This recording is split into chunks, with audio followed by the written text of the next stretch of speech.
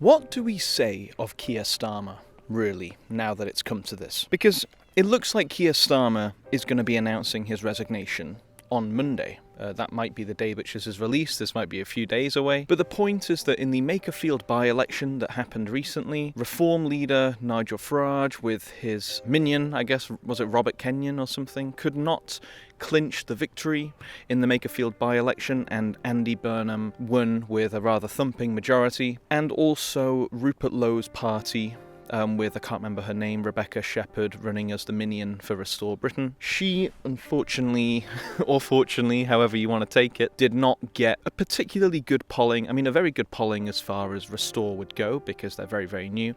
But obviously, 7% ain't going to win you a by-election. What I want to get back to is that because Andy Burnham won that in a thumping majority, there seems to be this idea that Keir Starmer is going to resign, say a few words, and step out the way, because apparently members of his own cabinet, like Ed Miliband and so on, have told Keir to step down. And as we know, Keir Starmer has had a grossly unpopular tenure, and opinions on him have been grossly unpopular. It's been extremely savage how unpopular he's been. And in a word, I want to describe the tenure of Keir Starmer, the kind of behaviour, the events, the actions that were taken. I want to describe them in just one word, and that word is cynical. And I'll explain why I use that word cynical, and we'll look at it in a few areas which are quite thematic.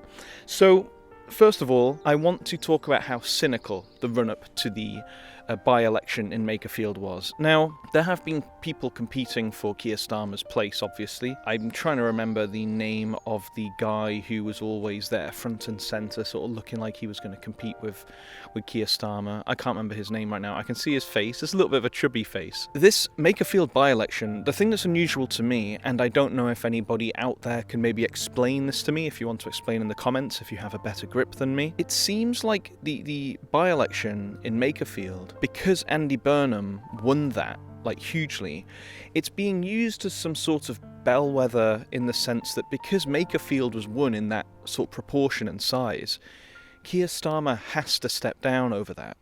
And I could understand if they're just saying, like, Keir Starmer should resign with pressures, in the sense that, like, he is deeply unpopular.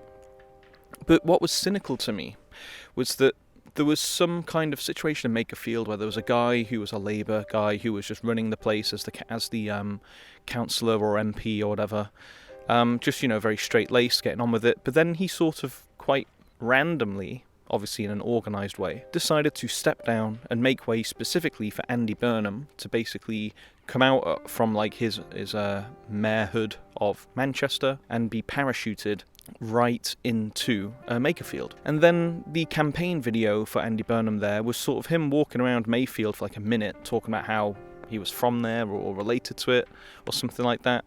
And then in the end, it all just cut to him being a mayor of Manchester. I found that situation of a guy clearly on some sort of deal or some kind of pressure stepping down in Makerfield, and then Andy Burnham basically parachuting himself in, and then obviously using his time as Manchester mayor, using his time as the Manchester mayor as that huge leverage, which is a popular leverage, to secure this position in Makerfield. And also it was done specifically as a route to knock Starmer off of his throne, basically. Obviously that's politics, and that's the game, but it was the way in which it was all unfolding in front of everybody, which I found extremely cynical, because nothing of it felt like some kind of popular upswell or some kind of like actual thing which came from the ground up that was actually related to representing politics of people.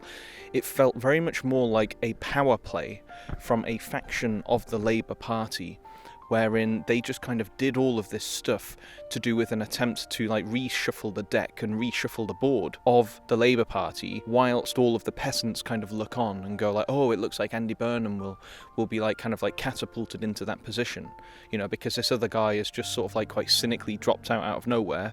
Let Andy Burnham sort of like move all the way over here to run for it, and then send him straight in to knock over Keir Starmer.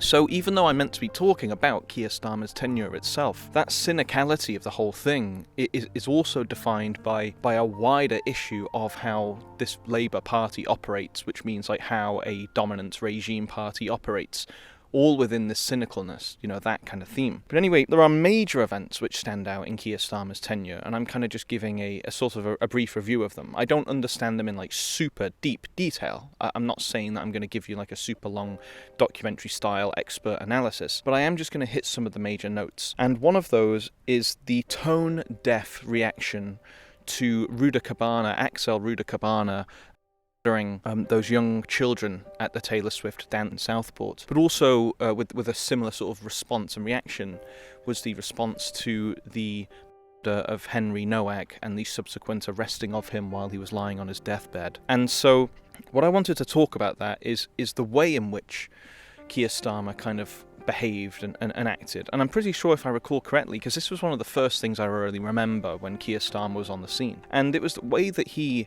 went, I think he went to Southport or went to the vigil or something like that, but he was clearly just like not really wanted whatsoever. He had no real connection or anything to it. He just went there.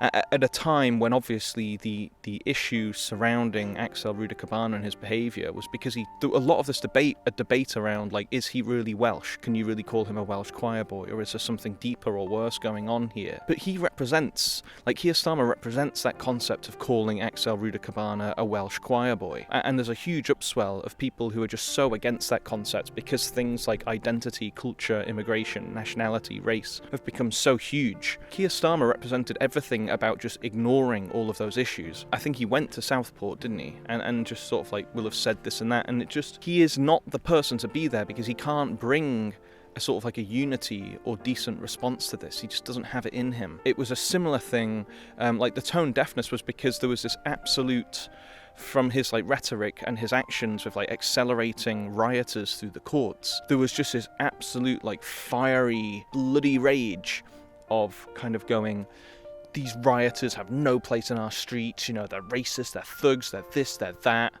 Basically, they're the proles, and we can't be dealing with the proles, so we're going to accelerate them through the courts and get them in prison before you can even blink. Which is an interesting reaction to your own native people when you've got someone like Cabana doing something that's just so unbelievably evil.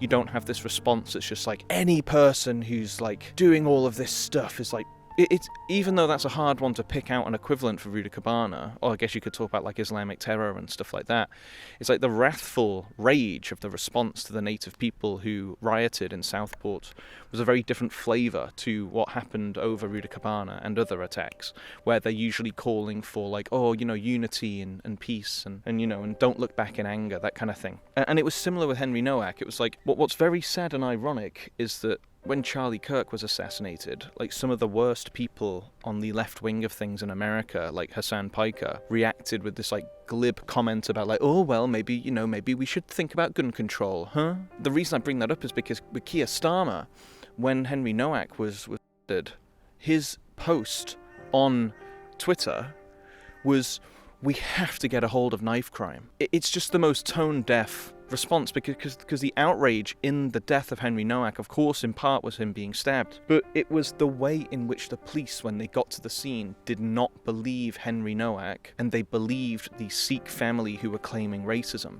That was the issue. It was an issue which, as I've talked about in detail on this channel in one of the previous videos, it's either an individual incompetency issue or it's a deeply systemic anti-white issue, right? That is what people were upset about. But Keir Starmer's response, just saying like, oh, we got to stop knife crime. Again, it's just this cynical view of, which I'll get to deeper later, this cynical view, an approach to these kinds of things where like, instead of going, how does a human respond to this, or what is the actual issue on the ground, it's going, what did my party campaign for, and how do I make this something to do with my party's policies? That, of course, saying they were going to reduce knife crime. So it's just sad, and it's cynical, and it's what contributed to this like just unbelievable unpopularity. Another one which I want to talk about, again, another cynical thing, was the cynical and ruthless crackdown of freedom of expression and freedom of association, specifically against the online safety bill, or with the online safety bill. And I think a lot of people who are watching this channel can tell Sorry that I'm scratching my nose all the time. I think I've got hay fever or something. It's very apt that I think we can all see that very much it was people against the concept of digital ID, right? It's like kind of having your personhood associated with you online and offline at every possible turn, and not being able to avoid certain goods and services or things like that without one of these digital IDs. But then you've got the combination of the digital ID, the online safety bill, and the recent thing to do with banning children from being able to access social media, like when they're like 16 and under, or under 16. What I was saying about how it's quite apt and clear is that one thing like digital ID was seen as extremely unpopular. But then, when Keir Starmer says, oh, we're going to ban underage people from using social media, what that means in reality is that everybody at every turn on the internet has to prove that they are of a certain age. And if they're proven they're of a certain age, yes, there might be some nuances with how that security system is passed, but at the end of the day, we all know what it means. It means that all of your personal identity and data is always inextricably tied to you on the internet. And I want to make a video about that in more detail some other time. I'm not going to go into that in more detail. But the reason that I say it's cynical is because it is just so, in like an unmasked way, actually, it's just so obviously part of this worldwide agenda, a sort of a World Economic Forum tier agenda, which basically is just saying we need to identify everybody. We need to identify everybody. We're going against this concept of sort of like individual sovereignty, or you know, the right to kind of, not the right to disappear literally, but the sort of right to anonymity or freedom of association. It goes against this idea that we can just be someone who gets up, goes to work, walks into a shop and buys something, or does this and that and does everything, and doesn't have to be constantly associated with everything around their identity all of the time. It's been an extremely cynical thing to watch because it's just been absolutely ruthless. And again, going back to Ruda Cabana, in the light of that, it was the major response from Keir Starmer in his speech was talking about how, like, the young boy must have gone on 4chan or Reddit or something like that and become radicalized there. And it's just like, you just know what's coming. You're just using unspeakable evil acts by individuals to justify a clamping down on the expression and individual identity of everybody else, especially the people who actually observe the laws of the land. But it was just so obvious. And I don't know if that's because I've become older or more politically informed or something, but Keir's been defined by this obviousness now. Another one I want to talk about is the Peter Mandelson appointment. And I've got one hell of a note here, which is going to sound crazy. Peter Mandelson appointment and its conceptual connection to the Ukrainian rent boy fire bombings. How am I going to explain that one? Well, the way I am going to explain it is that, obviously, one of the things which has come, I think, in the latter point of like this Keir Starmer tenure is the huge like oversight of Peter Mandelson becoming part of the government and being an ambassador to America. And obviously he's been hugely involved in the Epstein scandal, and he's even been referred to as like the Dark Prince or something like that. The Prince of Darkness, I think it was. The reason it connects to the Ukrainian fire bombings, which you may have heard of, it was like these like just barely of age Ukrainian young men who were apparently, you know, paid sex workers, as it were, and they were like very handsome young models or something like that. I mean, it was either they were models and possibly sex workers or explicitly sex workers or something, but they were all found to be like firebombing houses in which Keir Starmer had lived in. There's a strange tie between Keir Starmer's rumoured homosexuality, Peter Mandelson being allowed into the government despite being deeply connected with like pretty improper acts involving like Epstein and stuff, and these like homosexual guys who were firebombing Keir Starmer's house. And even if all of these things are misdirections, they all surround what really is, in a bizarre way, the fact that Keir Starmer's like homosexuality or not does not seem to be an obvious thing. But what's more weird about it is that there's just this strange cloud where these things to do with homosexual acts or depraved sexual things with Mandelson, right, are all kind of like into this strange triangle of these three aspects, and they've just had this bizarre cloud of scandal over Keir Starmer's tenure. And again, I haven't read into it in detail, so that was a weird one to try to explain. But I do have an overall theory to this stuff, right?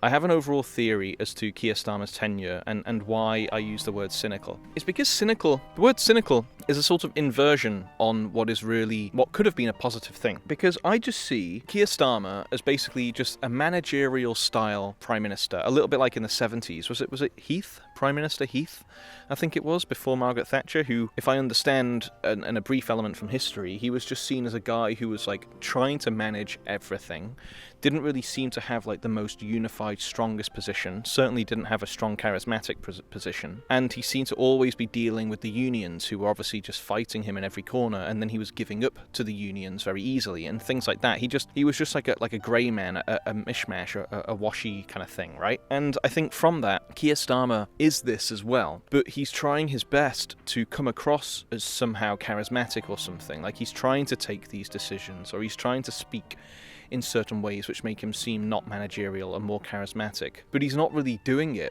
It's even like when there was one of those Prime Minister's questions where he said like, I'm a gooner, and I just get this feeling that like when he said it, I just had this feeling in the back of my head like he'd heard the concept of gooning. And I know that a gooner is an Arsenal fan, but I have this feeling in the back of my head that he heard from his kids all online. He heard this concept of gooning, didn't understand what it was, but knew that he was an Arsenal fan, so he just said on the floor in the House of Commons, I am a gooner. And I think he might have kind of meant that in a weird way to like reference Gen Alpha and Gen Z stuff. I can't prove that, but anyway, it's more to my point. He's kind of feigning this personality, which he doesn't need to feign because he's just like a wishy-washy grey man. All he's really doing is he might even be able to like fix certain things particularly well. You know, he's able to like table motions to Parliament that get passed unanimously. He's able to like whip his party into check, you know, using the chief whip and using connections and stuff. He's able to like do things which change in government and so on. If I understand correctly, this government might even be getting somewhat of a grip on immigration if you look at the statistics in like quite a stepped back way. But he can't address the systemic issues going in this country because he's not a personable guy. He doesn't relate to the everyman. He doesn't have a deep and vast knowledge of the everyman either, because some people were like extremely like Tory upper class, but they somehow like invigorate the everyman. Like Rupert Lowe does that very well. He's like an absolute Tory through and through. So Rupert Lowe, even though he is one of these mega Tory toffs, he's still like an extremely personable guy to this particular kind of strain of working class or, you know, uprising, countercultural conservative young men, like radical right-wing young men, right?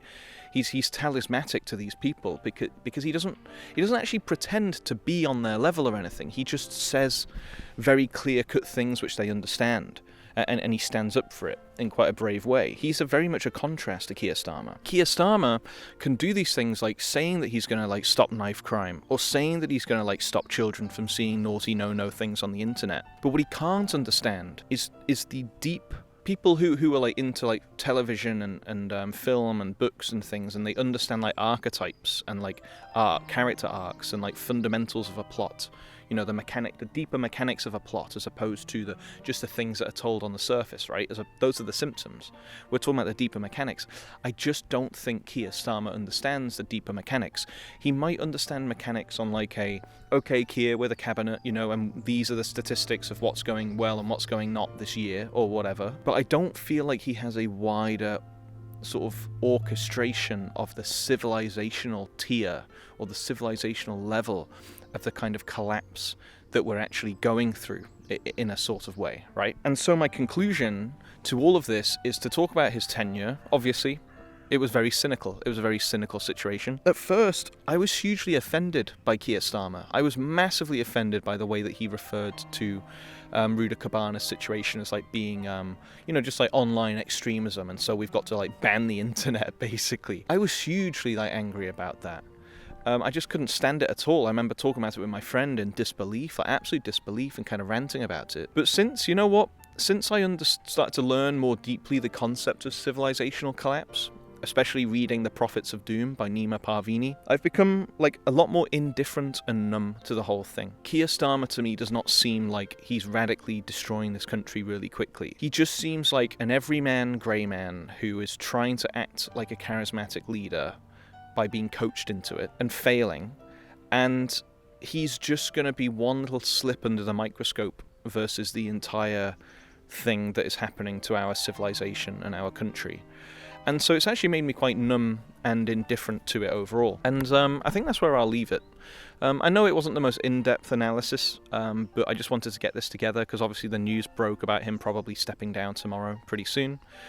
And a friend of mine encouraged me to get this video out quickly, so I've done that. I just want to quickly say thank you very much for watching. This has been Wren Summoner.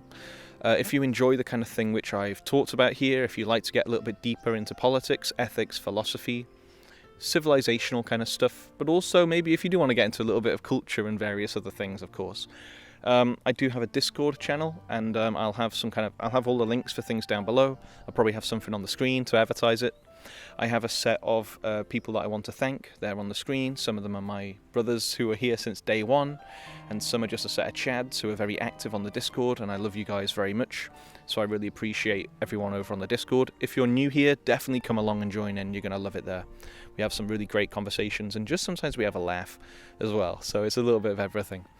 And also, if you did just want to send me a little bit of money just because you appreciate the channel, you appreciate that there shouldn't be any ads, at least I haven't pushed any ads, and you just want to give me like a little bit enough to like buy me a beer or a coffee, or just to help me like put money to the side so that I can like get something better than my phone camera and a handheld mic, then there'll be links, there'll be stuff on the screen, links in the description. But aside from that, as I said, this has been Wren Summoner. So thank you very much for watching, and I'll see you in the next one.